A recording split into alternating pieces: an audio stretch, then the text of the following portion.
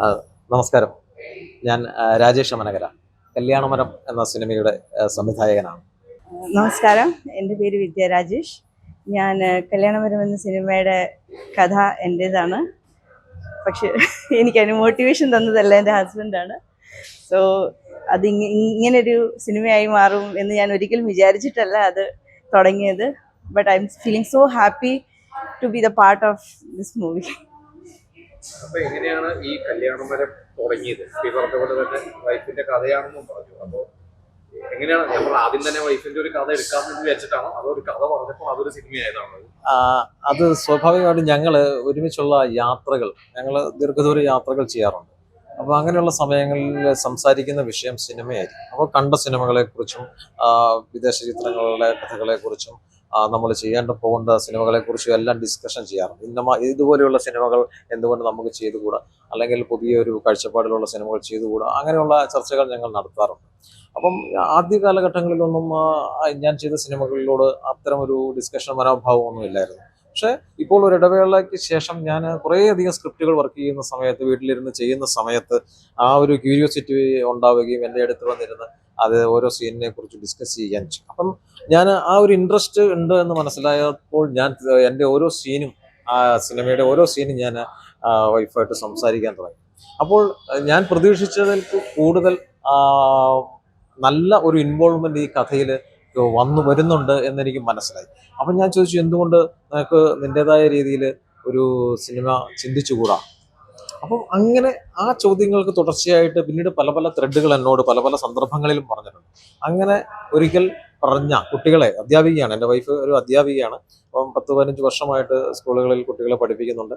അപ്പം അത്തരം ബേസ് ചെയ്ത്, അതുപോലെ ബേസ് ചെയ്ത് ഷോർട്ട് മൂവികൾക്കൊക്കെ വേണ്ടി എന്നോട് പലപ്പോഴും പല കഥകളും ഇങ്ങനെ പറയും. അപ്പം ഞാനത് കൊള്ളാം, നന്നായിരുന്നു എന്നൊക്കെ പറയും. അങ്ങനെ പറഞ്ഞു വന്ന കൂട്ടത്തിൽ ഉള്ള ഒരു ത്രെഡായിരുന്നു കല്യാണമരം മൂവി ആയി പിന്നീട് ഇവിടെ സംഭവിച്ചത്. അപ്പം ആ കഥ പറഞ്ഞു. കഥ എനിക്ക് വളരെയധികം സ്പാർക്കിംഗ് ആയിട്ട് തോന്നി. അതിനെ ഒരുപാട് ഡിസ്കസ് ചെയ്ത് ഞങ്ങളതിനെ വളർത്തിയെടുത്ത് ഒരു ഫുൾ മൂവിയാക്കി മാറ്റിയതിന് ശേഷമാണ് ശരിക്കും ഒരു ആർട്ടിസ്റ്റിനെ അന്വേഷിക്കാനും ഒരു പ്രൊഡ്യൂസറിനെ സമീപിക്കാനും ഞങ്ങൾ തീരുമാനിച്ചത്. ഇതിന്റെ ഒരു കാസ്റ്റിംഗ് ദേവനന്ദിയാണ് അതിന് പ്രധാന മുഖം. തീർച്ചയായും. ധ്യാനുണ്ട്, അതിനെപ്പറ്റി അപ്പൊ ധ്യാൻ ഒരു അധ്യാപകനായിട്ടാണെന്ന് അറിഞ്ഞത്. അപ്പൊ അതെ. അതൊക്കെ എങ്ങനെയാണ് ഇവരെ ഒരു തെരഞ്ഞെടുപ്പ്? വേറെ വലിയ താരങ്ങളെയൊക്കെ നോക്കിയിരുന്നോ, അതോ വേണ്ട അവരിലേക്ക് പോകാ, ഇവരൊക്കെ തന്നെ മതി എന്ന് വിചാരിച്ചിട്ടാണ്? ഒരിക്കലും ഞാൻ, എൻ്റെ ഒരു വിശ്വാസം എന്ന് പറഞ്ഞു കഴിഞ്ഞാൽ, ഞാൻ താരങ്ങളെ, ഇപ്പം ഏറ്റവും സൂപ്പർ താരങ്ങളെ വെച്ച് പടം ചെയ്യാൻ ആഗ്രഹിക്കാത്ത സിനിമയിൽ ആരും ഉണ്ടാവില്ല. സിനിമക്കാരനായി വന്നു കഴിഞ്ഞാൽ ഏറ്റവും വലിയ ആഗ്രഹം അതൊക്കെ തന്നെയാണ്. പക്ഷെ എന്തുകൊണ്ടോ പല സബ്ജക്റ്റുകളും അങ്ങനത്തെയാണ് ഞാൻ എഴുതി വെച്ചത് എങ്കിൽ പോലും ഈ സബ്ജക്റ്റ് വന്നപ്പോൾ എനിക്ക് അത്തരം ഒരു ചിന്ത ഉണ്ടായില്ല. കാരണം ഈ സബ്ജക്റ്റ് തീർച്ചയായിട്ടും അതിനനുയോജ്യമായ കഥാപാത്രങ്ങൾ 100 150%, 200% ഞാൻ ഉദ്ദേശിച്ച ആർട്ടിസ്റ്റുകളിലേക്ക് തന്നെ എത്തിച്ചേർന്നു എന്നുള്ളത് യാദൃശ്ചികമായിട്ട് സംഭവിച്ചതല്ല, അത് ഉദ്ദേശിച്ച് തന്നെ എത്തിയതാണ്. കാരണം ഇവരൊക്കെ ഇതിന് 100% ആപ്റ്റായിരുന്നു. വേറൊരു ഓപ്ഷൻ പോലും നമുക്ക് വെക്കേണ്ടി വന്നില്ല. അവർ തന്നെ സമ്മതിക്കും. കഥ കേട്ടിട്ട് ആരും ഒരു ഒരു നോ എന്നോ, അല്ലെങ്കിൽ ഇതെന്താണ് ഇങ്ങനെ, ഇത് മറ്റൊരു രീതിയിൽ നമുക്ക് ചിന്തിച്ചുകൂടെ എന്ന് തിരിച്ചൊരു ചോദ്യം ചോദിക്കേണ്ട സിറ്റുവേഷൻ ഈ കഥയ്ക്ക് ഉണ്ടായിട്ടില്ല എന്നുള്ളതാണ് ഏറ്റവും വലിയൊരു പ്ലസ് പോയിന്റ്. അപ്പം ദേവനന്ദ എന്ന് പറയുന്ന കുട്ടിയെ സംബന്ധിച്ചിടത്തോളം, ആ കുട്ടി ഈ ക്യാരക്ടർ ചെയ്തതിൽ എൻ്റെ മനസ്സിൽ വേറൊരാളില്ല. അപ്പം ഞാൻ എൻ്റെ കൺട്രോളറുമായിട്ട് സംസാരിച്ചു. ആ കുട്ടി ചെയ്തില്ലെങ്കിൽ ഞാൻ ഈ പ്രൊജക്ട് ഉപേക്ഷിക്കും എന്ന് വരെ ഞാൻ പറഞ്ഞു. കാരണം അത്രമാത്രം ആ കുട്ടിയെ ഈ കഥാപാത്രമായിട്ട് ഞാൻ സങ്കല്പിച്ചിരുന്നു. മാത്രമല്ല അവരുടെ ആ കഥാപാത്രം അവരത് ചെയ്ത് ഫലിപ്പിക്കുകയും ചെയ്തു. ഞാനതുകൂടെ സംസാരിച്ചു കഴിഞ്ഞ കാര്യമാണത്.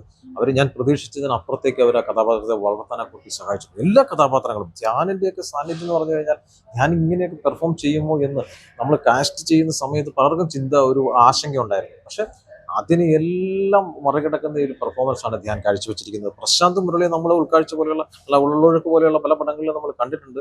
എങ്കിലും അദ്ദേഹത്തിന്റെ ആരും പ്രതീക്ഷിക്കാത്ത തരത്തിലുള്ളൊരു ഒരു വ്യത്യസ്തമായ എന്ന് തന്നെ പറയാവുന്ന തരത്തിലുള്ള ഒരു പ്രകടനമാണ് ഈ സിനിമയിൽ. വളരെ ഇൻട്രസ്റ്റിംഗ് ആയിട്ടുള്ള പ്രകടനമാണ് ആതിര പട്ടേൽ എന്ന നടിയും കാഴ്ചവെച്ചിരിക്കുന്നത്. പിന്നെ മീര വാസുദേവനെ സംബന്ധിച്ചിടത്തോളം ഇടവേളയ്ക്ക് ശേഷം മലയാള സിനിമയിലേക്കുള്ള തിരിച്ചുവരവാണ്.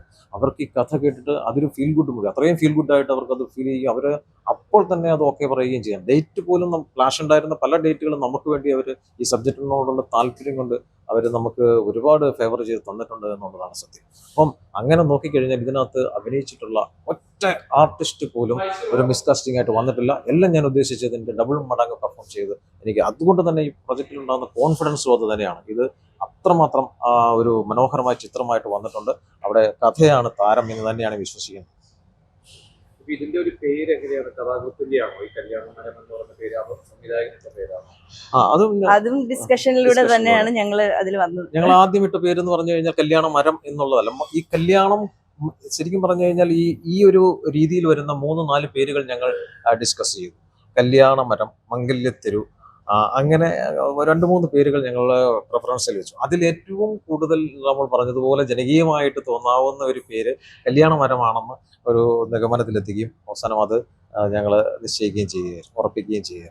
ഇതിപ്പോ ചേട്ടൻ ഇതിനു മുമ്പ് കുറച്ചിരുന്നത് എത്രാമത്തെ സിനിമയാണത്? ഇത് എൻ്റെ 6ാമത്തെ സിനിമയാണ്. 6ാമത്തെ സിനിമയാണ്. 6ാമത്തെ സിനിമ. അപ്പൊ കഴിഞ്ഞ 5 സിനിമകളൊന്ന് വെച്ച് നോക്കുമ്പോൾ ഈ ഒരു സിനിമയിൽ എന്ത് മാറ്റം എന്തെങ്കിലും കൊണ്ടുവരാൻ ശ്രമിച്ചിട്ടുണ്ടോ? മാറ്റം എന്ന് പറയുന്നത് നമ്മൾ ശരിക്കും പറഞ്ഞാൽ കഥയാണ്. നമ്മൾ തിരഞ്ഞെടുക്കുന്ന കഥയാണ് സിനിമയുടെ ആധാരം എന്ന് തന്നെ വിശ്വസിക്കുന്ന, അടിയുറച്ച് വിശ്വസിക്കുന്ന ഒരാളാണ് ഞാൻ. അപ്പം നമ്മുടെ ആ തിരഞ്ഞെടുപ്പ് പാളിയാൽ പിന്നെ സിനിമ എത്ര വലിയ ആർട്ടിസ്റ്റ് അഭിനയിച്ചാലും എത്ര വലിയ ഡയറക്ടർ സംവിധാനം ചെയ്താലും അത് പാളുമെന്നുള്ളത് 100% ഉറപ്പാണ്. അതുകൊണ്ട് തന്നെ ഈ കഥ 100% ജനങ്ങൾക്ക് ഇഷ്ടപ്പെടുന്ന തരത്തിൽ വരുമെന്ന കാര്യത്തിൽ എനിക്ക് നല്ല ഉറപ്പുണ്ട്. പിന്നെ ബാക്കിയെല്ലാം കണ്ടറിയേണ്ട കാര്യമാണ്. തിയേറ്ററിൽ വരട്ടെ, പ്രേക്ഷകർ സ്വീകരിക്കട്ടെ. ഇതിന്റെ പോസ്റ്റർ നമ്മൾ ഒരു കുടുംബം, ഒരു അച്ഛനും അമ്മയും 2 മക്കളും ഇരിക്കുന്ന ഒരു കുടുംബത്തിന്റെ ഒരു പോസ്റ്ററാണ് പ്രധാന അട്രാക്ഷൻ.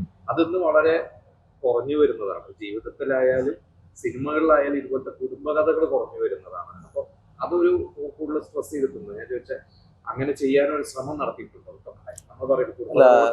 ബോധപൂർവമായ ഒരു ശ്രമം എന്ന് പറയാൻ പറ്റില്ല. നമ്മൾ ജീവിച്ചു വരുന്ന സാഹചര്യങ്ങൾ നമ്മൾ ഒരുപാട് സ്വാധീനിക്കുന്നുണ്ട് നമ്മൾ ചിന്തിക്കുന്ന സിനിമകളെ എന്നുള്ളതാണ് ഞാൻ വിചാരിക്കുന്നത്. അപ്പൊ അത്തരം ചിന്താഗതിയിൽ നിന്നാണ് ഇത്തരം ഒരു, നമ്മൾ ഏത് സബ്ജക്ട് ചിന്തിച്ചാലും അത് നമ്മളുമായിട്ട് റിലേറ്റഡ് ആയിരിക്കുമെന്ന് തന്നെയാണ് അടിസ്ഥാനപരമായിട്ട് അങ്ങനെ ഒരു വസ്തുത ഉണ്ട്. അത് എല്ലാ കാര്യങ്ങളിലും ഉണ്ടോ, എല്ലാ വ്യക്തികളും. ഞാൻ ആദ്യം ചെയ്ത പുനർജനി എന്ന സിനിമയിലാണെങ്കിൽ പോലും അതിൽ എൻ്റെ ജീവിതത്തിന്റെ ഒരു അംശമാ അതിൽ പ്രണവ് മോഹൻലാൽ ചെയ്ത കഥാപാത്രത്തിന് ഉണ്ടായിരുന്നു എന്നുള്ളതാണ് വസ്തുത. അത് അതിന് തുടർന്ന് അതിനുശേഷം ചെയ്ത പടവും അമ്മത്തൊട്ടിൽ എന്ന് പറയുന്നത് ബിജു മേനോനും മോഹിനിയും അഭിനയിച്ച പടമുണ്ട്. അതിൽ മോഹിനിക്ക് അവാർഡ് കിട്ടിയൊരു സിനിമയാണത്. ആ സിനിമയും ഇന്ന് സമൂഹത്തിൽ നിലനിൽക്കുന്നത് നമ്മൾ പിന്നീട് ഞാൻ ആ കാലഘട്ടത്തിലൂടെ കടന്നു പോയിട്ടുള്ള ഒരു സിറ്റുവേഷനൊക്കെ ആ സിനിമയിൽ ഉണ്ടായിട്ടുണ്ട്. അങ്ങനെ എല്ലാ സിനിമയും നമ്മളുമായിട്ട് റിലേറ്റഡ് ആയിരിക്കും. ഇതും അങ്ങനെ എല്ലാ മനുഷ്യരുമായിട്ടും ബന്ധപ്പെടുന്ന, ഒരിക്കലെങ്കിലും ഒരു മനുഷ്യന്റെ ജീവിതത്തിൽ ആ മേഖലയിലൂടെ ചിന്തിക്കുകയോ പ്രവർത്തിക്കുകയോ ചെയ്യാതെ കടന്നു പോകാൻ പറ്റാത്ത തരത്തിലുള്ള ഒരു കഥയാണ്. അത്രമാത്രം സാമൂഹിക പ്രസക്തിയുള്ള, ആനുകാലിക പ്രസക്തിയുള്ള ഒരു വിഷയമാണ് ഈ സിനിമ കൈകാര്യം ചെയ്തിരിക്കുന്നത്. വളരെ എന്റർടൈൻമെന്റ് ആണ്. അതൊരു ഫാമിലി മൂവിയാണ്. അത് കുടുംബമുണ്ടെങ്കിലാണ് ബാക്കി കാര്യങ്ങളുണ്ട്. നമ്മൾ വീട് നന്നായിട്ട് വേണം നാട് നന്നാക്കുന്നത് പറഞ്ഞതുപോലെ ആദ്യം നമ്മുടെ ആ കുടുംബമാണ് എല്ലാത്തിന്റെ ആധാരം. അത്തരമൊരു സിനിമ വരുമ്പോൾ അത് പ്രേക്ഷകർ വളരെ സന്തോഷത്തോടെ സ്വീകരിക്കുമെന്ന് തന്നെയാണ് ഞാൻ വിശ്വസിക്കുന്നത്. സിനിമ കണ്ടല്ലോ, എല്ലാ വർക്കും കഴിഞ്ഞിട്ട് കണ്ടില്ലേ? അപ്പൊ ഇല്ല, ഞാൻ കണ്ടില്ല. ഞാൻ തിയേറ്ററിൽ കാണുമെന്ന് വിചാരിച്ചിരിക്കുന്നതാണ്. ഷൂട്ടിംഗ് സ്ഥലത്ത് കണ്ടായിരുന്നു. മനസ്സിൽ ഉദ്ദേശിച്ച ഒരു കഥ തന്നെ സംവിധായകൻ അത് 100% അങ്ങനെ കൊണ്ടുവന്ന് തോന്നുന്നുണ്ട്. വർക്കിന്റെ കാര്യം വരുമ്പം ഞാൻ എപ്പോഴും എന്തെങ്കിലും ഉണ്ടെങ്കിൽ അത് ക്രിട്ടിസൈസ് ചെയ്ത്, അല്ലെങ്കിൽ തെറ്റുണ്ടെങ്കിൽ അത് തെറ്റാണ്, അത് ഇങ്ങനെ വന്നാൽ ശരിയാവുമോ അങ്ങനെ ചോദിക്കുന്ന ഒരാൾ തന്നെയാണ്. അപ്പോൾ ഞാൻ ഉദ്ദേശിച്ചേക്കാളും ഫൈനായിട്ട് റിഫൈൻഡായിട്ട് ലാസ്റ്റ് വരുമെന്ന് എനിക്ക് ഉറപ്പുണ്ട്. പക്ഷെ ഇടയ്ക്കിടയ്ക്ക് വരുന്ന കാര്യങ്ങൾ ഞങ്ങൾ ഡിസ്കസ് ചെയ്യുമായിരുന്നു.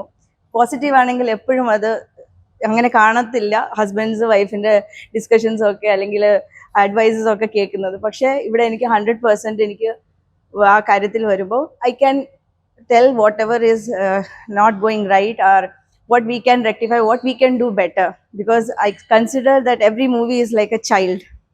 ഒരു കുട്ടീനെ പോലെയാണ്. അത് ലോകം കാണുമ്പം അത് അച്ഛനും അമ്മയ്ക്കും എന്തുമാത്രമാണ് സന്തോഷം ഉണ്ടാകുന്നത്, അതിന്റെ പ്രൊഡക്ഷനിലുള്ള ആൾക്കാർക്കും ആ സെയിം ഫീലിംഗ് ആണ് വരുന്നത്. അല്ല, ശിഷ്യനല്ലായിരുന്നു. ഞങ്ങൾ ഒരുമിച്ച് ഡയറക്ട് ചെയ്ത പടമാണ് പുനർജനി. പ്രണവിന്റെ നാഷണൽ റണ്ണറപ്പാണ് പ്രണവ്. കന്നത്തിൽ മുത്തമിട്ടാൻ എന്ന പടത്തില് പാർത്ഥിവന്റെ കുട്ടിക്കാണ് അതിനകത്ത് സ്റ്റേറ്റ് അവാർഡ് കിട്ടിയത്. പ്രണവ് സെക്കൻഡ് സ്റ്റെപ്പിലായിരുന്നു. അതിനുശേഷം പുനർജനി കേരളത്തിലെ മെയിൻ ബാലതാരത്തിനുള്ള അവാർഡ്, അതിനകത്ത് സ്പെഷ്യൽ ജൂറി അവാർഡ് വേറൊരു കുട്ടിക്ക്, അങ്ങനെ 2 അവാർഡുകൾ ആ പടം കരസ്ഥമാക്കി. ആ സിനിമ ഡയറക്ട് ചെയ്ത് ഞങ്ങൾ കഥ, തിരക്കഥ, സംഭാഷണം ഞങ്ങൾ ഒരുമിച്ചാണ്. നായകനായിട്ട് അത് ഒന്നാമൻ എന്ന സിനിമയിൽ അദ്ദേഹത്തിന്റെ ഒരു പാസിംഗ് ഷോട്ടിലാണ് അദ്ദേഹം അഭിനയിക്കാൻ നമ്മുടെ ക്യാരക്ടർ യോജ്യമാണ് എന്ന് എനിക്ക് തോന്നിയത്. അങ്ങനെ അപ്പം ഞാനിത് ലാലേട്ടനോടാണ് ഈ കഥ ആദ്യം പറയുന്നത്. രവി സാർ തന്നെ അവിടെ മദ്രാസിൽ കൊണ്ടുപോയിട്ട് ലാലേട്ടനെ ഒരു സെറ്റിൽ വെച്ച് കഥ പറയാൻ അടുത്താക്കിയിട്ട് മാറുകയാണിത്. അപ്പൊ ഞാൻ ആ കഥ പറയുന്ന സമയത്ത് ലാലേട്ടനും ചോദിച്ചത്, പ്രണവിനെ നിങ്ങൾ കണ്ടിട്ടുണ്ടോ എന്ന് ചോദിച്ചു. ഞാൻ പറഞ്ഞു ഇല്ല, ഞാൻ കണ്ടിട്ടില്ല. കാരണം നേരിട്ട് ഇത്രയും ഹെവിയായ ഒരു ക്യാരക്ടറാണ്, വളരെ ഹെവിയായ ഒരു ക്യാരക്ടറായിരുന്നു. ഒരുപാട് മാനരസങ്ങളും നാരായണ മാനരസങ്ങളെല്ലാം ഉൾക്കൊണ്ടുകൊണ്ട് പ്രവർത്തിക്കേണ്ട അതിശക്തമായ ഒരു കഥാപാത്രമായിരുന്നു. അപ്പം അത് ചെയ്യാൻ പറ്റുമോ, ഈ 12 വയസ്സുള്ള കുട്ടിക്ക് അത് ചെയ്യാൻ പറ്റുമോ, നിങ്ങൾ അദ്ദേഹത്തെ കണ്ടിട്ടാണോ കാസ്റ്റ് ചെയ്യുന്നത്? ഇല്ല, ഞാൻ അപ്പൊ എന്തുകൊണ്ടാണ് കാസ്റ്റ് ചെയ്തതെന്ന് ചോദ്യത്തിന് ഞാൻ പറഞ്ഞു, ആ പടത്തില് ഒരു സ്വാമിയെ തിരിഞ്ഞു നോക്കിയിട്ട് പോകുന്ന ഒരു ഓട്ടമുണ്ട്, ആ ഷോട്ടാണ് ഞാൻ ഈ കാസ്റ്റിങ്ങിലേക്ക് എത്തിയത് എന്ന് പറഞ്ഞു. അപ്പോൾ അദ്ദേഹം പിന്നീട് ഒന്നും പറഞ്ഞില്ല. അദ്ദേഹത്തോട് പോയി കഥ പറയൂ എന്നാണ് പറഞ്ഞത്. അപ്പൊ ഇന്ന് ഇങ്ങനെ അവർ പറഞ്ഞു പ്രണവിന്റെ ഒരു വളർച്ച ഇന്നത്തെ ഡേസറ വരെ ഗംഭീര പെർഫോമൻസ്, വളരെ അപൂർവമായിട്ട് സിനിമകൾ ചെയ്യുന്നത്. ചെറുപ്പത്തിൽ പ്രണവിനെ കണ്ട അല്ലെങ്കിൽ പ്രണവിനെ വെച്ച് സിനിമ ചെയ്ത ഒരാളുടെ രീതിയിൽ ആ ഒരു വളർച്ച എങ്ങനെ കാണുന്നു? ആസ് എ പെർഫോമർ പ്രണവിന്റെ ഒരു ഇംപ്രൂവ്മെന്റ് ഞാൻ പലപ്പോഴും അത് പല സ്ഥലങ്ങളിലും പറഞ്ഞിട്ടുണ്ടാണ്. അദ്ദേഹത്തിന്റെ അഭിനയത്തിന്റെ കാര്യത്തിൽ യാതൊരുവിധ ആശങ്കകളും ഇല്ലാത്തൊരു കാര്യമാണ്. നല്ല ഒരു കഥാപാത്രം അദ്ദേഹത്തിന് കൊടുത്ത് അത് ചെയ്യിപ്പിച്ചു കഴിഞ്ഞാൽ അദ്ദേഹം ലോക നിലവാരമുള്ള ഒരു ആർട്ടിസ്റ്റ് തന്നെയാണ്, ഒരു സംശയമില്ലാത്ത കാര്യമാണ്. അത്രയും മനോഹരമായിട്ട് ഞങ്ങളുടെ പടത്തിൽ അദ്ദേഹം പെർഫോം ചെയ്തിട്ടുണ്ട്. കാരണം ഒന്നും ഞങ്ങൾ ഒരു തവണ പറഞ്ഞു കൊടുത്താൽ അത് അതേപടി അത് ചെയ്ത് കാണിക്കുന്ന, അതിന്റെ ഒരു നല്ല വശം നമുക്ക് ചെയ്തു തരുന്ന ഒരു പെർഫോമൻസ് ആ 12ാമത്തെ വയസ്സിൽ തന്നെ അദ്ദേഹം പ്രകടിപ്പിച്ചിട്ടുണ്ട്. അപ്പൊ അദ്ദേഹത്തിന് ഇനി ഇത്തരം പടങ്ങളിൽ പെർഫോം ചെയ്യുന്നതിനകത്ത് എനിക്ക് അത്ഭുതമൊന്നുമില്ല. കാരണം അന്ന് ചെറുപ്രായത്തിൽ തന്നെ അതിലും അപ്പുറത്ത് അദ്ദേഹം എൻ്റെ പടങ്ങളിൽ അദ്ദേഹം പെർഫോം ചെയ്തിട്ടുണ്ട്. അതാണ്.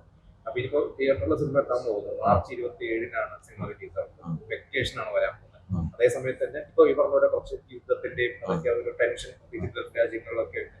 എത്രത്തോളം ആളുകൾ തിയേറ്ററിൽ വിദേശ രാജ്യങ്ങളിൽ പോകുന്ന ഒരു ടെൻഷനുള്ള ഒരു സമയമാണ്. അപ്പൊ എങ്ങനെ കാണുന്നു? ഞാൻ ചോദിച്ചു, ഒരു ടെൻഷനും ഉണ്ടാവും, എക്സൈറ്റ്മെന്റും ഉണ്ട്, രണ്ടും തീർച്ചയായിട്ടും അതാണ് ഞാൻ മനസ്സിലാക്കിയ ഒരു കാര്യം എന്ന് വെച്ച് കഴിഞ്ഞാൽ, മനുഷ്യന് ഈ പറഞ്ഞ പോലെ അതിജീവനത്തിന്റെ ഒരു ശാസ്ത്രമുണ്ട്. പക്ഷെ നമ്മൾ ഒരു പിന്തിരിഞ്ഞ് നോക്കിക്കഴിഞ്ഞാൽ മനസ്സിലാക്കാവുന്ന കാര്യം, സിനിമ ഉണ്ടായ കാലം മുതൽ ഈ പറയുന്ന പ്രതിസന്ധികളെ തരണം ചെയ്തുകൊണ്ടാണ് എല്ലാ സിനിമകളും കടന്നു പോയിട്ടുള്ളത്. അപ്പം ഈ മനുഷ്യസഹജമായ ആ ഒരു വാസന, ഈ സംഘർഷങ്ങളാണല്ലോ സിനിമയിലൂടെ നമ്മൾ പറയുന്നത്, സംഘർഷങ്ങളാണ്. മനുഷ്യൻ വീട്ടിൽ നിന്ന് എന്റർടൈൻമെന്റ് ചെയ്യാൻ പോകുന്ന എങ്ങോട്ടാണ്? തിയേറ്ററിലേക്ക്. അവിടെ സംഘർഷങ്ങളാണ്. ഈ സംഘർഷങ്ങളെ അതിജീവിക്കാനുള്ള മനസ്സ് ഓൾറെഡി പ്രേക്ഷകനുണ്ട്. അപ്പം ഇവിടുത്തെ ഈ പശ്ചാത്തലവും എത്രയും പെട്ടെന്ന് മാറുമെന്ന് നമുക്ക് പ്രത്യാശിക്കാം. ആ പ്രത്യാശയിലും പടം കാണാനും ആസ്വദിക്കാനും അങ്ങനെ റിലാക്സ് മൂഡിലേക്ക് വരാനും പ്രേക്ഷകർ തിയേറ്ററിലേക്ക് എത്തും എന്ന് തന്നെയാണ് വിശ്വസിക്കുന്നത്. ഉണ്ടായിരുന്നു. തീർച്ചയായിട്ടും കുട്ടികളുടെ ഈ ഫാമിലിയും ഈ പടത്തിന് വരണമെന്നൊരു ആഗ്രഹം ഞങ്ങൾക്കുണ്ടായിരുന്നു. കാരണം അവരെ വളരെയധികം ഫോക്കസ് ചെയ്യുന്ന ഒരു പടമാണ്. കാരണം കുട്ടികൾക്ക് തന്നെ വരാൻ പറ്റില്ല, അപ്പം അച്ഛനും അമ്മയും കൂടെ വരണം. അപ്പോൾ എല്ലാവരും കൂടി വന്ന് കാണാൻ പറ്റുന്ന ഒരു സമയം ഞങ്ങൾ നേരത്തെ പ്രിപ്പയർഡ് ആയിരുന്നു. കഴിഞ്ഞ മാസം തന്നെ പ്രിപ്പയർഡ് ആയിരുന്നു. പക്ഷേ അത് കുട്ടികളുടെ എക്സാം കഴിയാൻ വേണ്ടി ഞങ്ങൾ വെയിറ്റ് ചെയ്തതാണ്. ആ ഒരു സമയത്ത് റിലീസ് ചെയ്യുന്നത് തീരുമാനിച്ചുറപ്പിച്ച കാര്യം തന്നെയാണ്. സംവിധായകത്തിലേക്ക് തീരുമാനിച്ചിട്ടില്ല, പക്ഷെ എഴുതാൻ ഞാൻ ഒരുപാട് ഇഷ്ടപ്പെടുന്ന ഒരാളാണ്. അപ്പോൾ ഞാൻ ഒരുപാട് സിനിമ കാണുന്ന ആളാണ്. അപ്പോൾ ഞങ്ങൾക്ക് ഒരേ പാഷൻ ആയതുകൊണ്ട് ഞങ്ങളുടെ വേവ് ലെങ്ത് ഒരുപോലെ പോകുന്നുണ്ട്. I can discuss with him whatever I feel. So he is motivating me a lot. So maybe because of that I have already submitted a project to him. ഒരു Tamil project ഞങ്ങൾ already script ചെയ്ത് കഴിഞ്ഞു. അവർ തന്നെ, അത് script ഞാനില്ല, കാരണം കഥയും തിരക്കഥയും വിദ്യ തന്നെയാണ് ചെയ്യുന്നത്.